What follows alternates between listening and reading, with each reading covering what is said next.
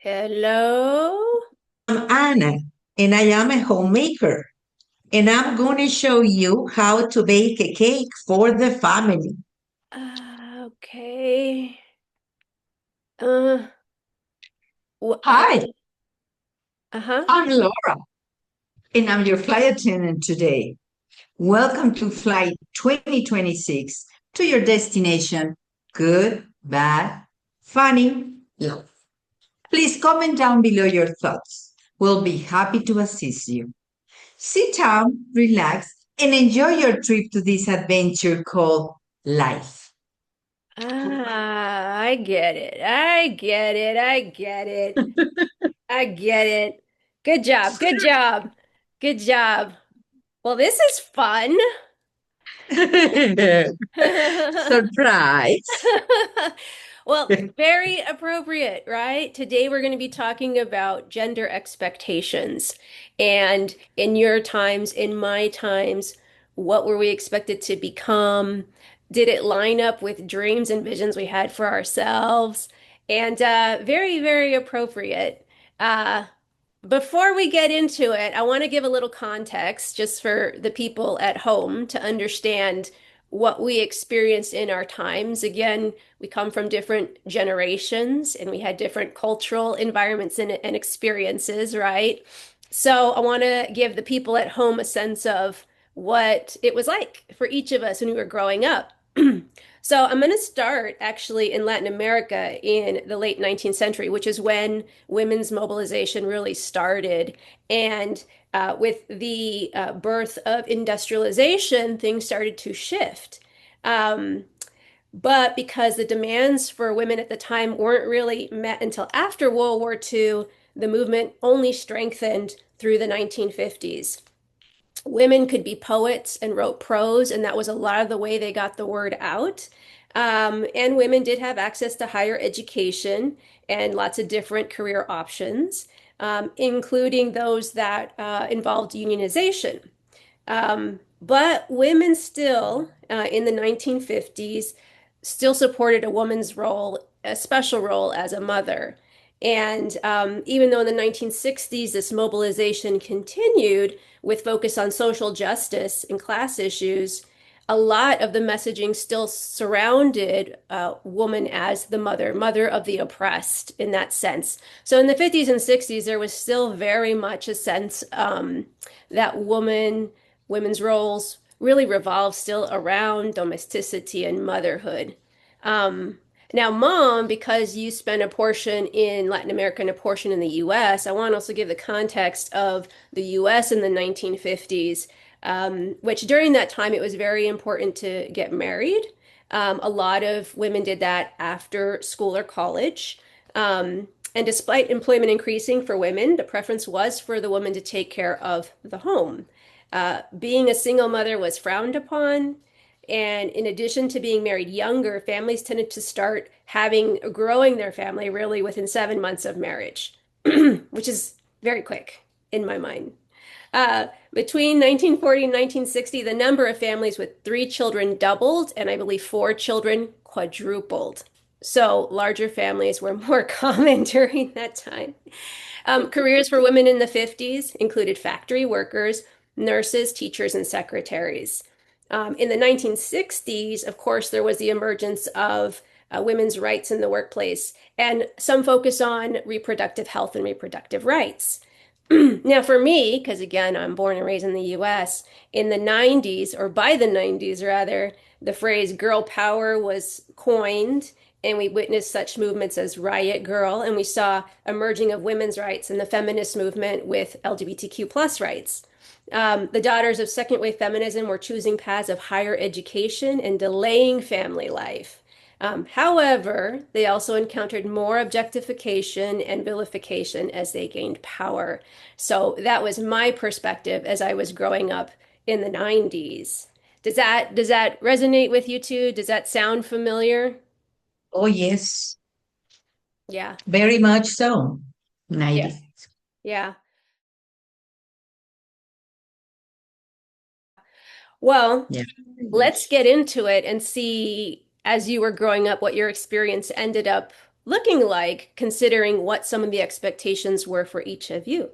So, when you were growing up, what roles did you typically see women in? Were they going to university? Were they going into careers? Did you aspire or dream to fall into any of those roles, or did you have different hopes for yourself? And mom, you can start. Well, just like you said, um, growing up in the late 1950s, early 1960s in Mexico, the natural role, more than natural, the expected role for a woman was to get married and have children. However, there were many in my youth, the beginning in the early 1960s, there were many women in Mexico that had a career, a professional career. Um, and, you know, you could have a career and have a family, but that was not as usual as later on. Mm, mm. And how about for you, Thea? Well, back in 1980s, I would say, when I just finished junior high school or high school, actually. Yeah, we have a group of people, you know, friends that they did want to go to university. Some of them can be able to afford it. In my case, my father, you know, growing six kids at the same time and me being a twin, he gave preference to the my twin brother to go to college, and he picked right away for me to just look for something reasonable, you know, like whatever I want to study, it will have to be in a short time and a reasonable price. So I was like, you know, considering to look something that I really like, because my mother, you know, always kind of give us the option of being secretary. You maybe have a short study of secretary so we can fit right into a job or, you know, find something easier. But in my case, I did have a lot of friends, you know, they went to school and they study, you know, to be like a inside designer. There were different careers back then. In myself, in my case, I pick up tourism. Hmm. And what was it about tourism that drew you to that? Well, my dream was always working for an airline. So, you know, even though my mother gave me the option to kind of look for secretary career or something like that, I was really into the tourist, you know, activity.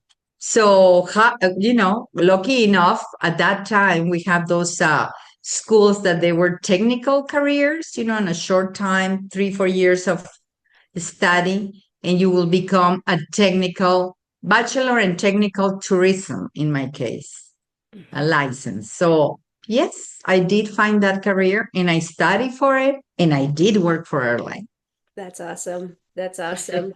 And we're going to get into um, as you started to have these dreams for yourself, how you were able to make them come true. And did they align with some of the norms or expectations around you? But I'll answer for myself too, because I think in the 90s, I think, and mom, you didn't get too much into this because certainly later in life, you did have a career for yourself, right?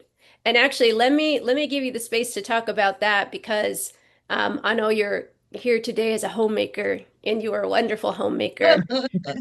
But you did have a career later in life. Do you want to talk about that? Sure, sure. Well, when I was young, I kind of dreamed of being an archaeologist. Mm, Um, it was you know, something I like. I love to visit museums. I had a couple of aunties that had a career in anthropology. But well, going to what Tia Laura was saying, having four brothers in between, uh, you know, my parents and my grandfather, one of my grandfathers suggested the secretarial because sooner or later you will get married. Not that I didn't love to, you know, get married and have a family, my children, but in the later days, in the later years, maybe in my early 50s, after the divorce, I had to go back to college to get my degree or certificate in early childhood. Mhm. I worked on that for about 20 years. And I really love that. Every so often I would think, archaeology would have been very interesting. But I found very fulfilling, the early childhood career. I have to go at night and I would have to go during the weekends to take the college classes. Mhm. I had, still your 12-year-old brother. So, but I did it. Mm-hmm. Mm-hmm. And I think that's an important point because um, your career actually took many different shapes over time. And I think when I think to myself in the 90s, and this was pre the divorce, pre you're going back to school fully, I mean, you did have time working as a preschool teacher, working with young kids. And I think for me, that inspired me to want to help others for sure. And I know you worked with the little ones. I think in my mind, I was thinking like youth in general was something that stayed with me. And then at Lauda, for sure, I knew the challenges with having such a large family, and I don't know if we call it preference, maybe preference for the men. Uh, but you had a dream for yourself and you made it happen. And the thing that struck me with you was being independent and creating something for yourself that let you build something for yourself. And I think that always stuck with me. And then I think combined with, again, being Gen X, we were very much raised by the TV. And so I think there were some characters that really stuck with me when I was growing up. I think the earliest one I can remember is probably Lilith from Cheers. And I don't know if Aunt Lauda knows this character, but Lilith was a psychologist and she was very in control and definitely her her boyfriend Fraser was definitely did what she asked, right? So she was very much independent in some ways and very in command, and I think I really like that. And then Claire Huxtable, because I think it was a sign of, again, a professional woman who had a family life, and I think this made me reflect back to you, Mom, in terms of being able to balance having a career, but also being, a a homemaker and taking care of the kids. But it was also balanced. I think the mom and the dad were balanced. And I think that was something that I aspired to, that if ever I was going to have a family, it was going to be like that, sharing the responsibilities. And then I think last was X-Files, because I think Scully. Good. Yeah, I mean, Scully was the skeptic, and I think a lot of times I am the skeptic, but I think it was another strong woman who is bright, and sometimes the intelligence took over and made her blind to some things, but she opened up to things. But I think it was more about the excitement of studying some things that were unknown, and just being really respected for her own knowledge, right? So I think those were the things that I aspired to have when eventually I would figure out what my career was. So we've been talking a little bit about this in your own family. What were you encouraged to do when you became an adult? You both kind of talked about that, and circumstances shaped that, right? Because one was the times, one was your own family, being a larger family, mostly boys, you two being the only women, and suffering some of the consequences of that. And then with mom, the transition too of getting married and then eventually going through a divorce and then figuring out things for yourself. So I don't know if there's anything you want to add to how your family um, encouraged you in whatever it was that you did go into learning. Like, what were your family's responses to the things that you ended up doing? And you want to go first, Mom? Sure. Well, like in my mother's side of the family, there were many women that had a career. and was quite an intellectual family. We had writers, and we had talking about poets, and we even had some actors in Mexico. So, looking at having a career was in a way, was fine, but always ending up in the early 60s that, the regular thing would be to be a family.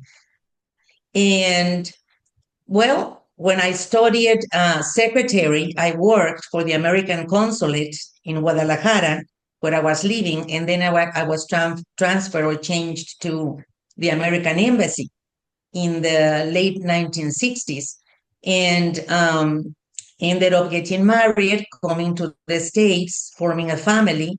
And I think, the family, our parents in particular, were happy about that because I think I have a very fulfilling life with my family. Hmm. Hmm. And how about you, Aunt Lauda? What did they think of the Yeah. career you chose? Well, I agree. We were very lucky and we were very blessed to have these parents and actually the family that always supported us. When I told my mom that I didn't want to be a secretary, that I was dreaming about traveling and, going to the world and all these things, she right away said, go for it. And of course, my dad was even happier when I found this school that was, like I said, reasonable price, reasonable cost. It was a 3-year career.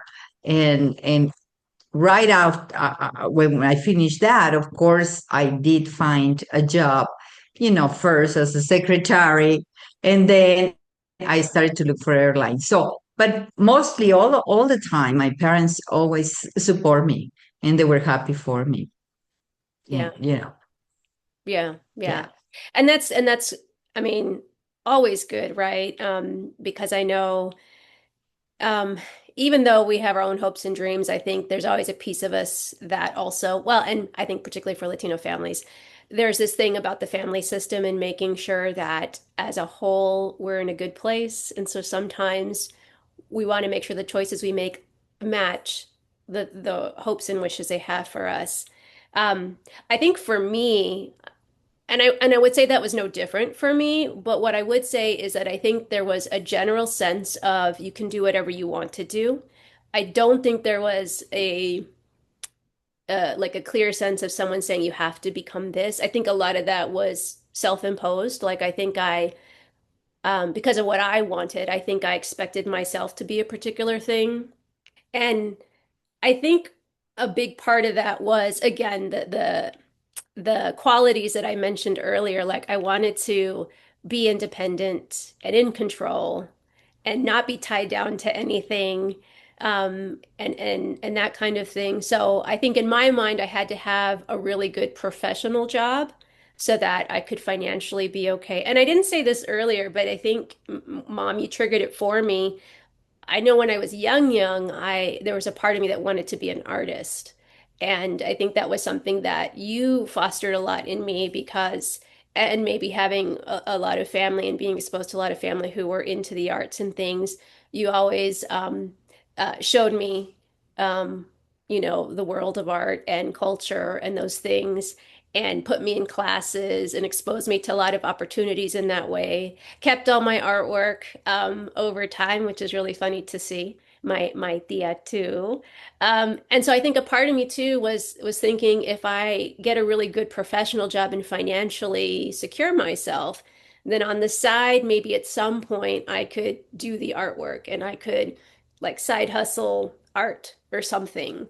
And I think because in within our own family, there was very much a sense of you can do whatever you want. I think anything seemed possible.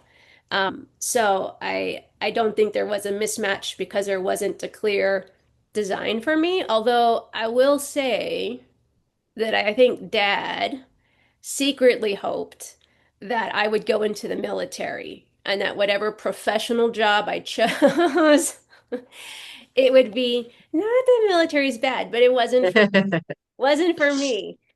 Because No way. I do remember him saying that he wanted me to go to West Point. And I think in his mind, because that's all he knew that people who became professionals in the military became really high officials, and I think he wanted that the pride of like, my daughter achieves this high-ranking official, but that wasn't something for me, and I don't think it was pushed too hard. I do remember when he told me to apply to West Point, I think I said the applications cost too much, so I'm only picking 4 schools, and West Point's not in my top 4, so I didn't make it. But yeah, that was that was my experience. Um, I am curious though, and you also kind of talked about this because you had a lot of family and friends who were doing things that seemed interesting to you, but did you have any specific role models who inspired your dreams about and hopes about what you would become? And I don't know, Mom, you want to go first? Oh, yeah. Well, first of all, the 20 something years in the military we lived, the military has been always, good for us. But I realized that really no, that wasn't, like you say, what you wanted. But in my case, my any roles that, well, the family, the women that pursued, careers, um, and it was wonderful to have a chance to study a career like archaeology. But then I realized, working with children was also fulfilling. Yeah. And how about you, Aunt Lauda? Who were Well, to me, first of all, I wanted to be independent. Yes, like you said, and start doing your own things that you have always dreamed of. And then I heard the story of Amelia Earthcar, uh-huh. this pilot that crossed the Atlantic, Ocean Atlantic, and I go, oh my goodness, there was a women pilot. So that was really encouragement, encouraged for that.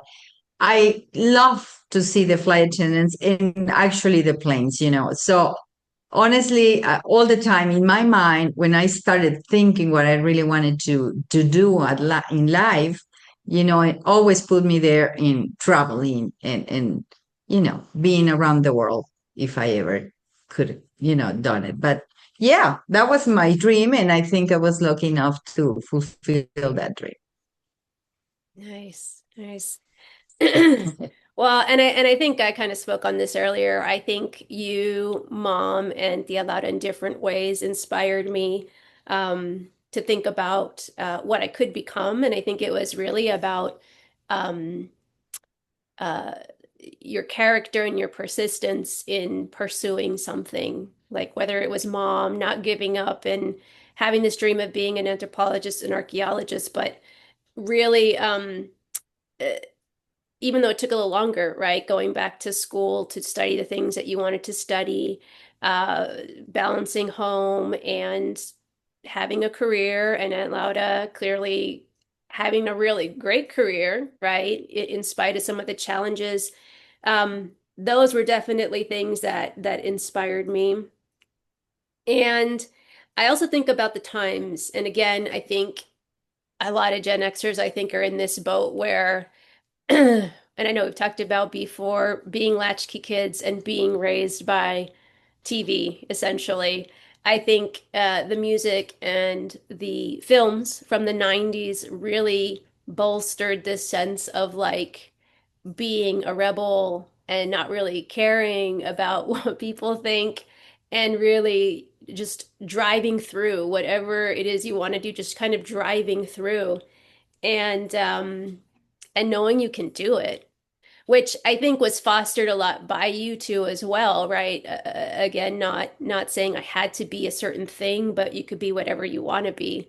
And so I think that inspired me to uh, be open to whatever it was that was going to become my career.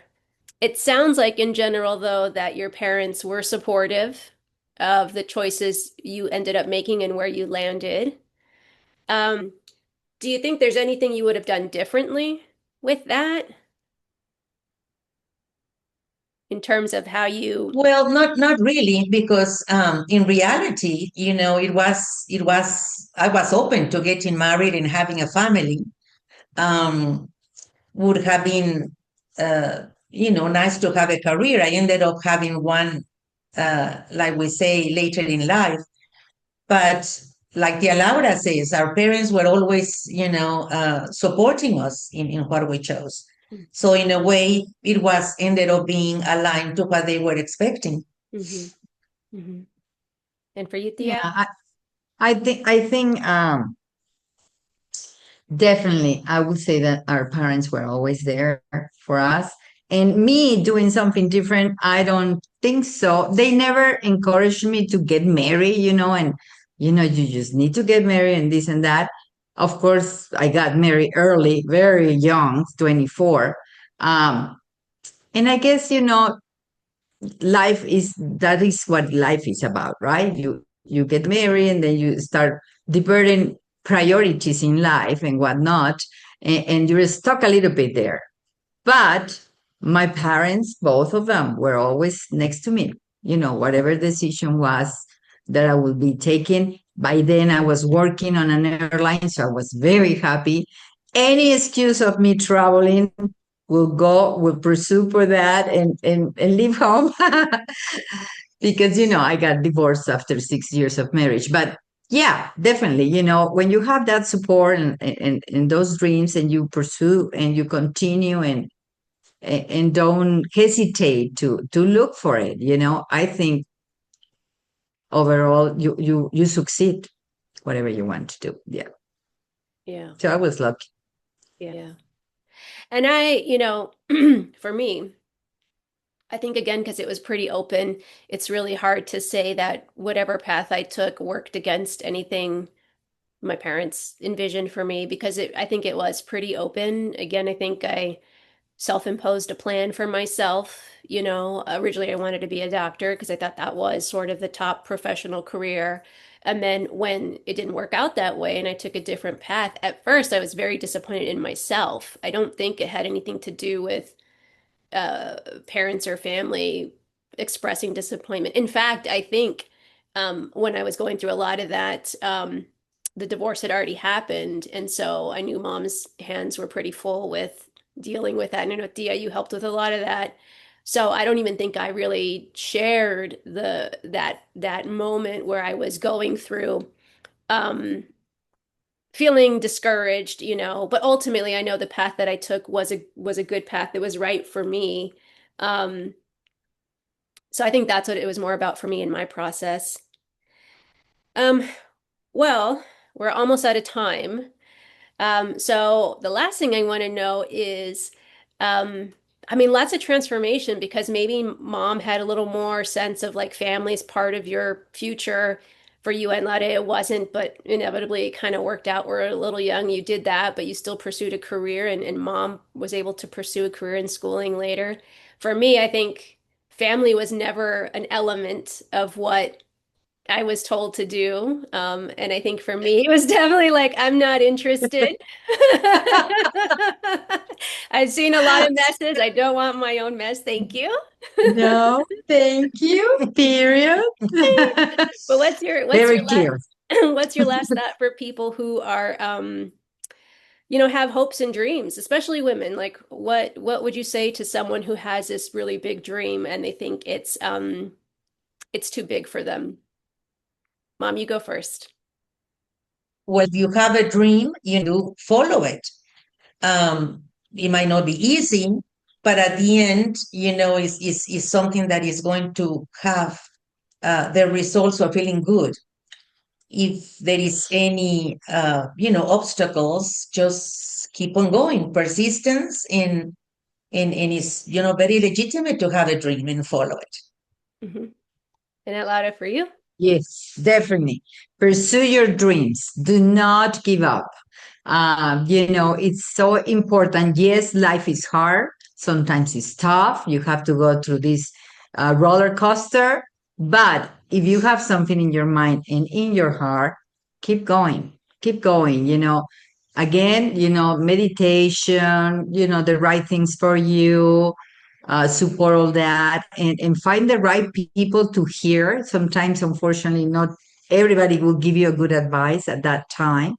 But if you trust someone and you think it's positive, well, might as well just, yeah, have a conversation with these people why not a professional one as well? Again, to find what you're looking for. I can see, young people that I don't know what I want to be, medical or technician or engineer.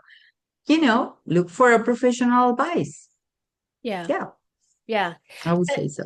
And I think I'd echo what you say. I know we were fortunate because I think we had supportive family systems. I know that's not always the case, and sometimes demands override your own personal desires. But it doesn't mean it's impossible. And like you said, Aunt Lotta, sometimes professional guidance can help you sort through Mhm. navigating those challenges, right? Like I want to do something, but it may go against my family's needs or their wishes for me. And exploring options is also a great way to figure it out. If you have that luxury, right? And if not, again, I think trying to give yourself the space to really explore other choices that somewhat align with your interests, right?